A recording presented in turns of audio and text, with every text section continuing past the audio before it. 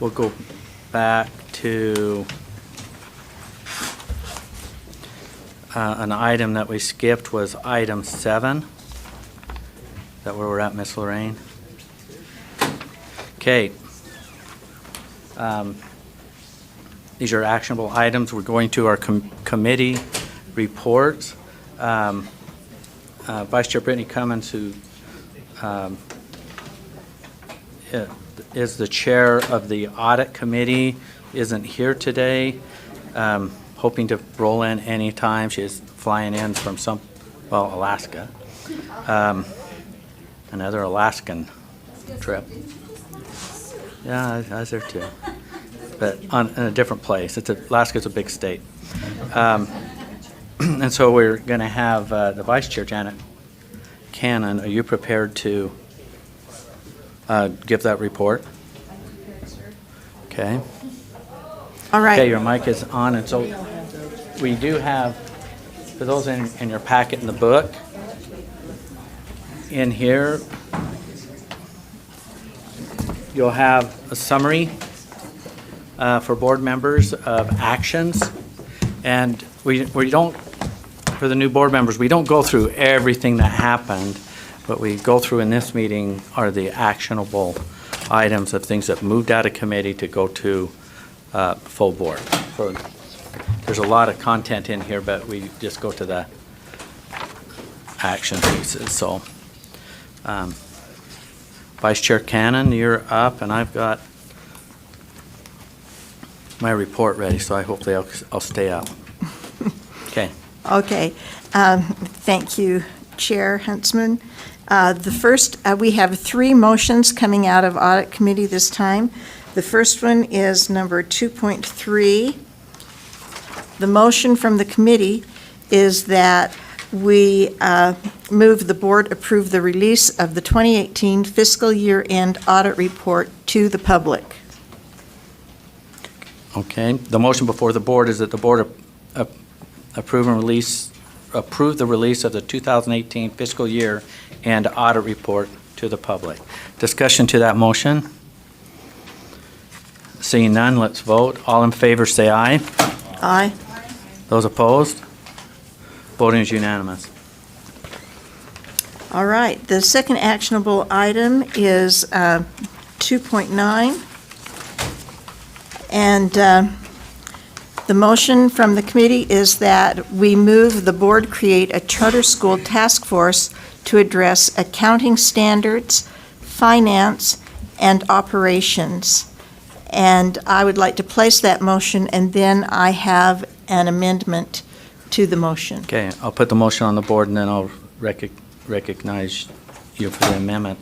The motion before the board is the board create a charter school task force to address accounting standards, finance, and operations. Do you have a proposed amendment? Here's the amendment. The amendment is that the board directs staff to prepare a scope of work and suggest representative groups for membership and bring back to the board for approval, and that the board chair be authorized to make appointments to the task force. That just sort of puts into motion, gives us a way to operate on the previous motion. Okay, the amendment to the motion that came out of committee is that the board directs staff to prepare a scope of work and suggest representative groups for membership and bring back to the board for approval, and that the board chair be authorized to make appointments to the task force. Okay, discussion to that. We have to have a Need a second. We have a second. Discussion. Do you want to speak to your amendment before? Well, I think in past experience has shown that if we sort of go ahead and state what will be happening and what kind of next steps are needed to do this, that it's a benefit to those who are trying to go ahead and take action on the motions of the board. Okay, got it. Board Member Linda Hansen. Just for clarity, is this going to be a task force of outside groups as well as board members then? Yes. So there's going to be both on it. Okay, thank you. Board discussion to the amendment. Board Member Earl. So a discussion of the amendment. Okay, so I guess this would be relevant. Because it was the scope, right? I'm trying to understand, I mean, this is a pretty big area to look at. Is there specific areas we're drawing attention to, or we're going to, that kind of a thing? Or is this just a broad, anything we want to do with finances whenever we want to do it? I think it's stated previously, they'll be looking at accounting standards, finances, and operations. So Okay. there have been some questions that have come up due to a recent closure of a charter school that had some real financial issues.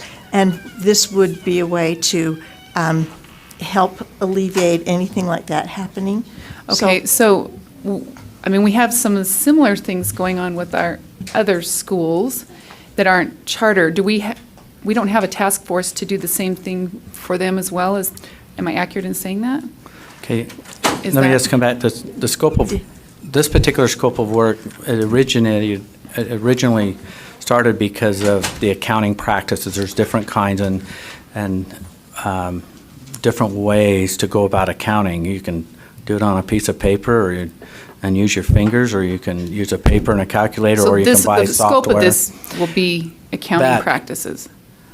It starts with that, and staff, because of everything that's happening, that's been happening in the past around the charter environment regarding, starting mostly on the accounting side, as it's mentioned here, and those standards, and that we need to clean it up. We have some problems, and instead of just having a committee clean it up, it was talked about that it would be better to have a task force, including people from the charter community and all the different places, to say, what are these standards and a few other operational items that before this moves completely forward, all of the details of that scope of work will be defined and Okay. brought before the full board for final approval, but this is to start the process. Okay, I guess because it just. Limited to, this is in that charter environment. Things that are outside of out of that environment, any concerns, a task force can come out of committee, a recommendation for a task force can come out of committee to start, but this was strictly limited to. Okay. I guess maybe my thought being, and maybe it's a different question, but it just that I know of funding that we've had audit concerns with some areas of my region that are not charter related. So I don't know, I guess that's why I'm asking the question, why are we funneling it this way? Anyway, okay. But the detail of that scope of work, between all the experiences staff has had and some other committee and board members would be a part of that. But let's ask Debbie, you want to weigh in on this as part of it? Could it come out of Hello, your everyone. committee? Yes, Debbie Davis, the Chief Audit Executive for the State Board of Education.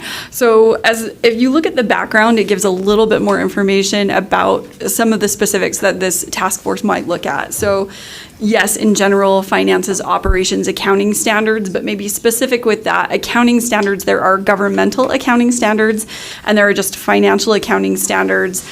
So there's that question. What should charter schools as nonprofits be following? Generally, they'd follow financial, but there is a case to be made that they should be following governmental. And actually, the state auditor's office, it was after audit committee, but they have weighed in on this as well, and that represents a fairly significant shift in reporting and disclosure to change those accounting standards.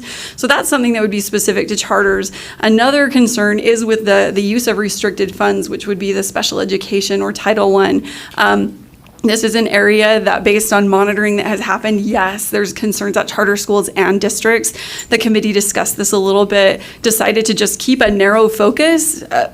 Obviously, I guess that could change if the board wants it to change, but decided to keep the focus on charter schools and again with that scope of accounting standards, financial practices, operations. But that's not to say that, as Member Earl, you mentioned, there are some concerns with districts as well. The state auditor's office has also put out another auditor alert about the use of funds, restricted use of funds, use of restricted funds. I'll get my words lined up.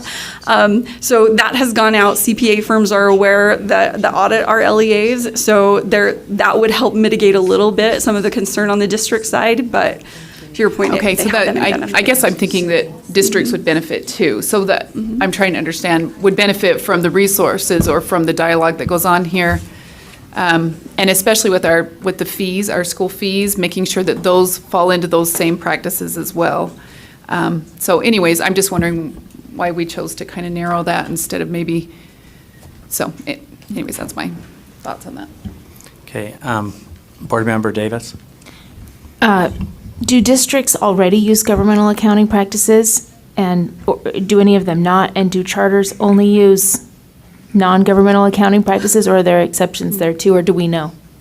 So school districts do use governmental accounting standards, and if we want to go to acronyms, the acronym is GASB. School districts use GASB.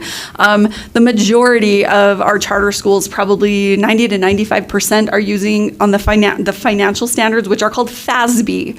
So charter schools mostly using FASB, school districts using GASB, but governmental entities should be using GASB, and the difference between those two is largely about accountability. There's a much higher standard for accountability when you're talking about governments and their fiduciary responsibility to taxpayers and stakeholders. So the reporting, the disclosure, the accountability is different. See, and the accountability piece Remember that. comes with the money, and it's specified, and it's all agreed. However, the water doesn't get pushed to the end of the row, and then the systems, the accounting systems, are in non-compliance with the agreement that they said that they will do it once they receive the money. So a standard most likely needs to be created, so we're uniform, and we don't have these. It's a preventative measure to not have these challenges. So it's just a beginning, but that scope of work is, we got to start with a scope of work, and then it would come back. Jenny Earl, you had a question? Well, the question is I just wondered is it necessary to create a task force, or is it necessary just for a committee to make that recommendation that they use those accounting standards and whatever parameters need to go with that? I just am wondering, the task force, I'm wondering I can see the purpose, but it just seems to be, okay, what's the next thing, kind of a thing, we'll just keep adding on to that? Or if this is the specific purpose, why don't we, in a committee, create or look at the rules that are there already and just pass something that asks them to do that? I don't know, I'm just, The benefit of it, and I'm the one that made the motion Okay. in accounting, the benefit of having a task force is you have more stakeholders in the meeting to make a really strong recommendation to the board of what a proposed betterment will look like. This is a very significant change that will affect quite a few stakeholders. And so that's the advantage of that task force versus our committee limited to say, oh, let's invite this person to talk, let's invite this person to talk.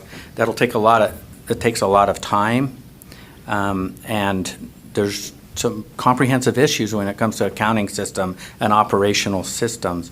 So that's why I made the recommendation of the task force to bring more stakeholders to the table to come up with a quicker and a solution that accommodate, or recommendations that come from it allow other stakeholders to participate in the discussion and come up with a really good, united consensus of recommendations that come to the board, not pure direction, but they'll bring recommendations of being informed and getting down into the weeds of the difficulty of it. So that's why I made that recommendation, but it's not about me, it's what came out of committee that goes before the board. Okay, board member, we're speaking to the motion, board member Bolter. It doesn't have to do with the motion, so it's not to the motion. Okay. So after we vote on the motion, then I can come back. Okay, all right. Board member Linda Hansen. Maybe to help a little bit, a couple of years, probably 3 years ago now, I was on a task force, and we found that just as we were looking at statute and rule, that there weren't, it didn't talk about charters, it didn't make them do financial records for their boards. There were all of the requirements, financial requirements that were happening for districts were not being required for charters, and it was something that legislators felt like was overlooked, and so about 3 years ago, we added that to the code and to the rule. So it's fairly recent, so it's probably time that we look at it again, make sure we've got everything in place that needs to be in place, and tweak it. At least that's how I feel. Thanks. Board Member Lear? And mine was more a question, is the charter board, I'm a little disappointed this idea didn't come from the charter board. And if it did, that would be encouraging to hear, but I want to make sure the charter board is a full participant in this, because I think that and I'm seeing nodding heads, because but Janet is. The representatives, we talked about who would be representatives on the task force, and of course that came up. Because I think one of the interesting issues that's come out of this recent situation is who's on first. And I think we need to make sure that there is a clear understanding of authority and responsibility as we answer these questions, and that would include full participation of the charter board. So the proposed amendment, let me restate it for just clarity, and then we'll continue the conversation, is that the board directs staff to prepare a scope of work, and suggested representative groups for membership and bring back to the board for approval. And then once that comes back and it comes before us, the board still has the opportunity to add, delete. Board Member Lear, to your concern, if something's missing, we have that dialogue, but we need to get that scope defined and some recommendations and come back. But so the motion is, is the board ready to do that work or ready to have staff do that work and come back to the board? And then we decide. Okay, Board Member Scott Hansen. Looking at the motion, I'm thinking and wondering first about the time frame, and I imagine that will be in the scope of work for this, but I think that should be sooner rather than later. And then also just the question of what if this task force doesn't come up with the recommendation that charter schools adopt GASB?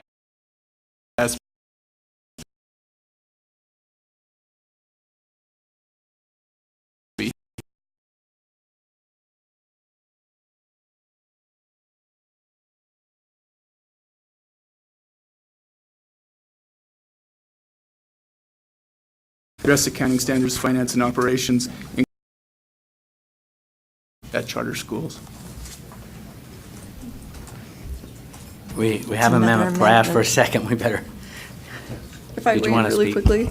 So Yeah. just so you're aware, again, this was after audit committee took place, so we didn't have this document. But the state auditor's office, they put out what's called an auditor alert, and they did one related to this. We'd kind of had just some informal conversations with them, and we weren't expecting this to come out at this point in time, but it has. And so they put out a draft copy if we want to submit feedback on it, it's due August 16th. But what their conclusion is that all charter schools, regardless of legal form, must follow accounting standards promulgated by the Governmental Accounting Standards Board, which is GASB. And they said they would prefer that charter school financial statements for the fiscal years ending 2019 and 2020 be presented and audited in accordance with GASB. However, it will not be required until the performance of fiscal year 2021 audits and thereafter. So this is moving with the state auditor's office regardless of what happens here, but I think it's not just as simple as saying use GASB. Like there's things in board rule that would need to be changed, so there's a lot more conversation that needs to happen, but be aware that the state auditor's office has moved forward with this audit alert. So you want to keep your motion on your amended? I would. I believe the motion's appropriate that we would move in the direction and try to find what the challenges that need to be overcome and work on facilitating the implementation of GASB. That should be the task force direction, especially given the state auditor's letter. So we need to make sure your proposed amendment, she's putting it up.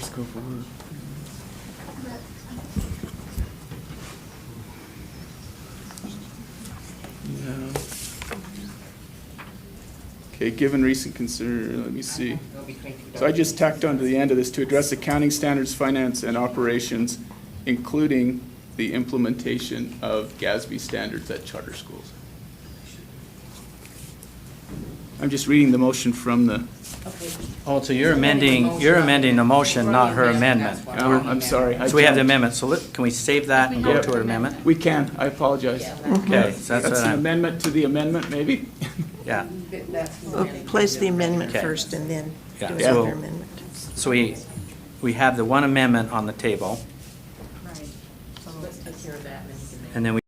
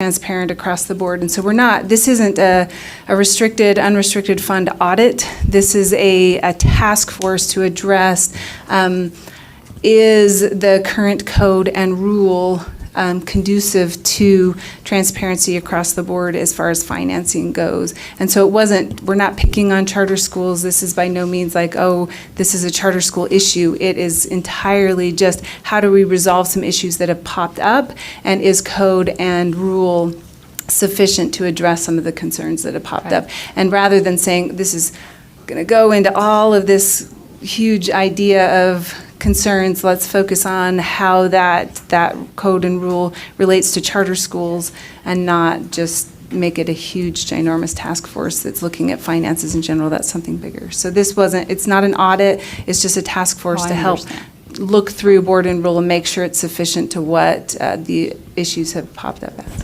And- I understand that. It just seems that those same issues are also with non-charter schools as well. So I don't know why I- it's just charters. We could do the same As- thing and have an LEA task Yeah. force. And as the one that made the motion is the issues of use of restricted, unrestricted funds. You know, you're absolutely correct that happens in your district schools and et cetera. The challenge that was before us in audit was the accounting practices that was taking place and standards, and then also our ability to audit and evaluate, and in the future, in our monitoring and stuff, to look at books. And we I just have. still don't see how it's only charters. It's across the It's- board. It's, well, that would be a whole nother discussion, but I want to defend it. It's the purpose of this is to create standards for all LEAs, to make sure the standards are in place to better assist them in doing this. But it's not a guarantee. This task force isn't going to guarantee that there's not going to be problems, but it has to do with accounting practices and the accountability piece. Well, I don't know of an LEA I don't know of one that's outside of GASB today. Unless somebody does. I don't know of one. That's why I'm saying, the fact that they're having some problems isn't on the accounting, it's their choices of how they use their accounting system, so. Okay, do we have this correct on your proposed amendment? No, there's nothing on the board now. Oh. With that, yeah, if I can ask a question, though, I think the amended motion that we just adopted probably needs to be included, the initial motion needs to be included somehow in that. Because we're directing with the amendment that the board prepared, facilitating the board to go ahead with this task force, but it doesn't say anything about what the task force is or does in the my amended motion. So maybe my motion, maybe my motion to amend could be to include the two of those with the red language there that says including implementation of GASB at charter schools. Okay, so that combined motion that's on the board right now would be my amended motion. Okay, so you're, in your amendment, you're adding two, and it's to include to what's shown in there. So the amendment we're voting on is to add after operations, including implementation of GASB at charter schools. Is that correct? Yes. Is there a second? Second was Linda? Okay. Any further discussion Yeah, to the proposed amendment? If I could speak to the Speak to it, motion. yes. Just 2 points. One, the GASB issue has come up with the state auditors, I believe, so it needs to be addressed that way. And also, we're trying to aggregate data here at the district, at the state office, and we can't do that efficiently right now. I believe Scott could comment on that if he's here, because the two standards don't line up. We don't have the money accounted for in the same pools. So this would facilitate that as well. Okay. Not seeing any other discussion, so the amendment to the amendment is to add after operations there, as shown, including implementation of GASB at charter schools, then comma.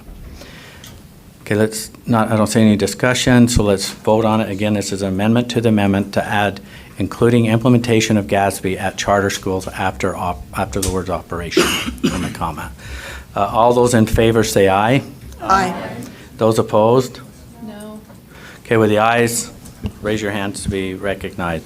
Board Member Gravitt, Board Member Lear, Board Member Linda Hansen, Board Member Haynes, got it. I was going to go Mike again.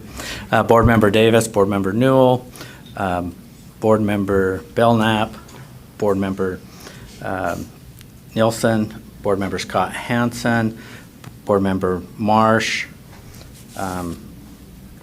Board Member Cannon. But the nays? Do you abstain? Oh, you're a nay? Do you have them? I don't have them. Okay, the noes. Vice Chair Brittany Cummins, Board Member Bolter, Board Member Earl.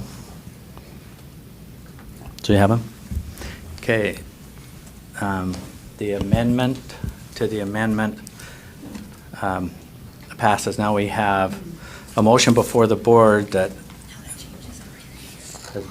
as amended. So, okay. All right, so what's before the board to vote today is what's shown. I'm going to read it. Is the motion before the board is the board create a charter school task force to address accounting standards, finance, and operations, including implementation of GASB at charter schools, and that the board direct staff to prepare a scope of work and suggest representative groups for membership and bring back to the board for approval, and that the board chair be authorized to make appointments to the task force. That's the amended motion. I'm not seeing any other questions or comments, so let's vote. You guys want me to read it again? Okay, I won't. All in favor say aye. Aye. Those opposed? No? We motion passes, we have one no.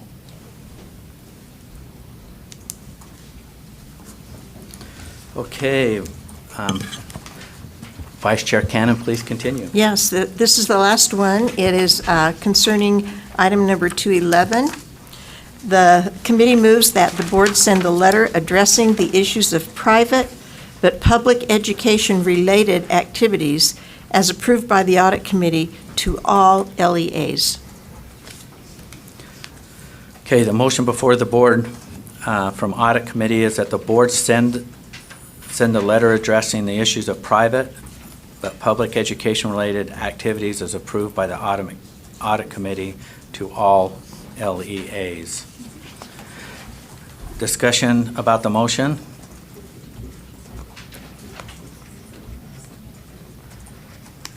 Board Member Lear? What does that mean? So the issue was, for example, say there are sports camps that are held by teachers in the summer, and they want to just make some clear delineations between things that are privately sponsored and things that are public education related. Okay, Board Member Earl? I just had probably a simple question, do you think this will lead to closing facilities and not being used at all, or just, you think I'm just asking, I don't know, anybody on that, do you understand what I'm saying, where they're saying, well, we're just not even gonna you can't use the buildings because we're unsure we don't wanna cross the line, so therefore, for public usage is what I'm concerned about. Or maybe not, Okay, and let's see. I'm just asking. Debbie, do you want to answer that? If I answer that, sure. So I think the board has a rule that outlines acceptable use, and so I think it's just making sure, and that's what the letter is intended to do, to make sure that our LEAs are aware. There is a rule, there's a way to do this that's appropriate, to make sure that everything's above board, that there's not conflicts of interest, that, everything is lined out. So there's a way to do it. It's just doing it in that way so that there's not a question of a conflict or interest. We want to protect our educators that might be running these private camps, and if it's separate and not related to their education employment, fantastic. And there's a facility there and there's a way to use it. Just use it appropriately. So it shouldn't stop use. I would not think that it stops the use, but we would have better accountability for the assets and resources that our LEAs have if they follow the rule that the board has in effect. Okay. Okay. Scott Hansen? As I read the letter, I think it addresses the issues that we spoke about in audit committee, but I'm wondering if maybe just a sentence that says in the intro paragraph where it says something about related to private but public education related activities, such as statements, such as athletics or something like that, to point people in the right direction, because it took me quite a while reading down through it to figure out exactly where we were going with that. We can direct staff. We can do that. I don't think it takes an amendment. I think We'll maybe just a technical change, because Okay. we do say that way down in the body of the letter. Okay. Board Member March? Just a comment, I think, and having worked on a board and facilitated many things, our buildings have been community centers in our small communities forever. I think this just clears it up that we need to make sure that the employees know what the liability is as we use it, because we have everything from wedding receptions to class reunions that happen in some of our buildings because they are there, and so it's definitely a concern that should be looked at, but I think this just clears it up to make sure that they're following the rule so that it is making them aware of their liabilities. And if I can speak to your concern also, is there's already some of the rural districts already have policies in place that are 100% in compliance, and the weddings and the other things still take place. It's just kind of a preemptive reminder before something not so good could happen out there. Okay, the motion before the board is that the board send a letter addressing the issues of private but public education-related activities as approved by the audit committee to all LEAs. Is there any other discussion to the motion? Seeing none, let's vote. All in favor say aye. Aye. Those opposed? Voting is unanimous.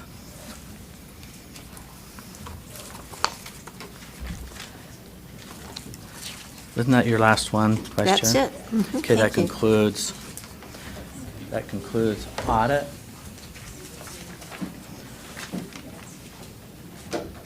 Okay, before we hit these next three, let's take a 10-minute break, and we'll start promptly at 3 o'clock, okay? All right, thank you.